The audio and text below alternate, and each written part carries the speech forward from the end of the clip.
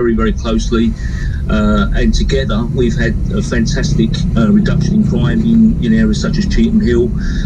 We work very closely with the regional organised crime units across the UK. Again, fantastic relationship. What you're talking about is completely different to paedophile hunters.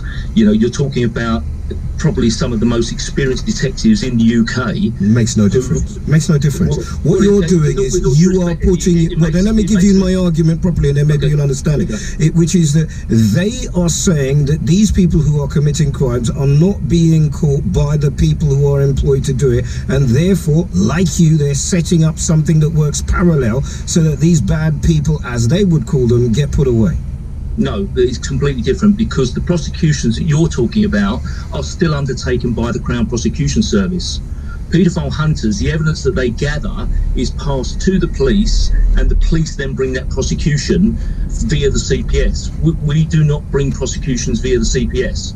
Our prosecutions are brought by ourselves. The risk is taken by ourselves. We put the evidence together. We put superb evidential packages together, and we then pass the evidence through to our solicitors, who review it, and it then goes, we get a summons issued, that's served on the defendant, and then they'll prosecute in the normal way. They're team court in the normal way.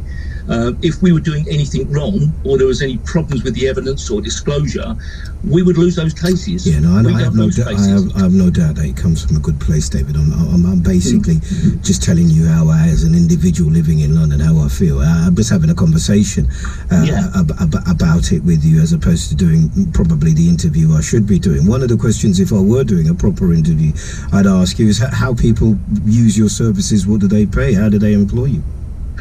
Well, the clients pay nothing for the prosecutions. No, forget about the prosecution for a second. You run a business which is patrolling parts of central and north London in order to keep property and people safe. How are you employed?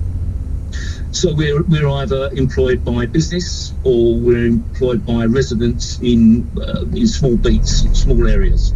So what the client gets, or the residents get, is their own bobby, someone who they know, who knows them, knows who should be in the area, who shouldn't be in the area, and will patrol that area, in a uniform or in a marked vehicle, in order to prevent and deter crime. So is it 8 of us who get together? Because that sounds expensive.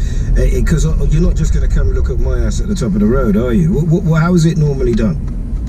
I mean, basically, it's a group of people who get together, as you say, not 8, but we know our costs, and we know, what distinct areas, distinct beats, and then we can work the cost out from the number of residents or households in that area. So in certain areas in Essex, the cost is £50 a month, because there's a large number of, and that cost can go down. As soon as there more residents come on board, that cost will go down. In other areas, the cost is £100 because there's fewer residents. But it's when you see the results in one particular area, we've been working for 15 months, crime has stopped, antisocial behaviour has stopped completely. They've had no